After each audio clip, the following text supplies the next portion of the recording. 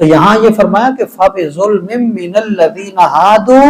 یہ جو یہودی قوم ہے ان کے اپنے ظلم کی وجہ سے فرمایا حرمنا علیہم، ہم نے ان کے اوپر حرام کر دی کئی ایسی چیزیں طیبات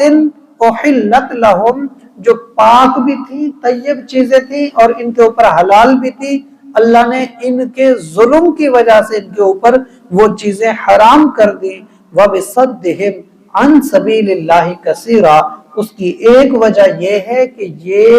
لوگوں کو، کثیر لوگوں کو اللہ کے راستے سے روکتے تھے۔ تو اللہ کے راستے سے روکنے کی وجہ سے اور بھی وجوہات ہیں، اور بھی کئی اس کی وجوہات ہیں، لیکن اللہ نے ایک چیز ذکر بھی کر دی کہ ان وجوہات میں سے ایک وجہ یہ بھی ہے کہ یہ لوگوں کو اللہ کے راستے سے روکتے تھے، اس لیے اللہ نے ان کے اوپر کئی حلال چیزیں حرام کر دی۔ اس قوم کے اوپر اللہ نے ذلت اور رسوائی کو پھر ڈال دیا، اور آج تک یہودی رسوا ہیں، آج تک ان کا اپنا کوئی ٹھکانہ نہیں ہے۔ یہ جو اس وقت میں ہم اگر دیکھیں جو فلسطین کے معاملات چل رہے ہیں یا اسرائیل کے معاملات چل رہے ہیں، یہ یہودی یہی ہیں، وہ یہی قوم ہے جو اسرائیل والی قوم ہے۔ آج تک ان کا اپنا کوئی ٹھکانہ نہیں بن سکا، آج تک ان کی اپنی سلطنت کے اوپر اتفاق نہیں ہو سکا۔ پوری دنیا میں جیسے ایک سلطنت ہوتی ہے تو پوری دنیا اس کو تسلیم کرتی ہے، یہودیت کی سلطنت کو آج تک سب نے تسلیم ہی نہیں کیا۔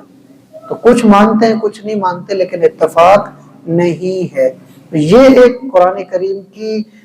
واضح طور پر اگر کہا جائے تو یہ ایک معجزہ ہے کہ 1400 سال 1450 سال پہلے کی یہ خبر آج تک وہ لوگ اس کی مخالفت نہیں کر پائے، آج تک اپنی سلطنت نہیں بنا پائے، آج تک اپنی عزت واپس نہیں لے پائے، اور قرآن نے انہیں کہہ دیا کہ وہ ناکام ہے۔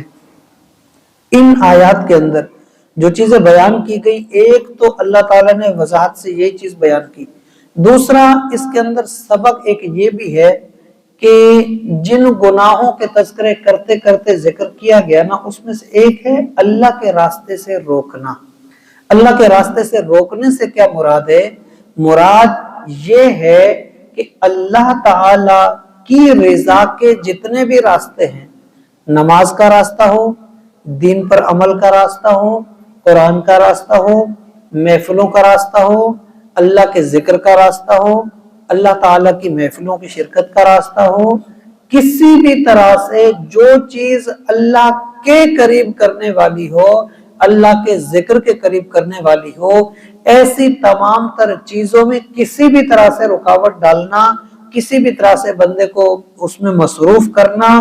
یا کسی بھی طرح سے اپنے آپ کو روکنا، کسی چیزوں کے بہانے بنا بنا کے، مثال کے طور پہ جانا تو ہے لیکن بندہ کہے کہ میں بس تھوڑی دیر کے بعد جاؤں گا، یہ میرا کاروبار ہے، یہ میرا گھر بار ہے، یہ میری آل اولاد ہے، بس اس کو تھوڑا ٹائم دے کے یہ کر کے وہ کر کے، یعنی اس طرح کے بہانوں میں آ کے اگر بندہ نماز کو تاخیر کرے، بندہ اللہ کے ذکر کی محفل کو تاخیر کرے، بندہ کسی نیک اللہ والے کی صحبت میں جانے سے تاخیر کرے، یہ سارے پھر بہانے بنتے ہیں۔ تو اللہ تعالیٰ ان وجوہات کی وجہ سے اللہ نے یہاں جو فرمایا وہ تو یہ فرمایا کہ یہودیوں پر اللہ تعالیٰ نے کئی حلال چیزیں حرام کر دی تھی، لیکن یہاں ایک چیز یہ بھی ہے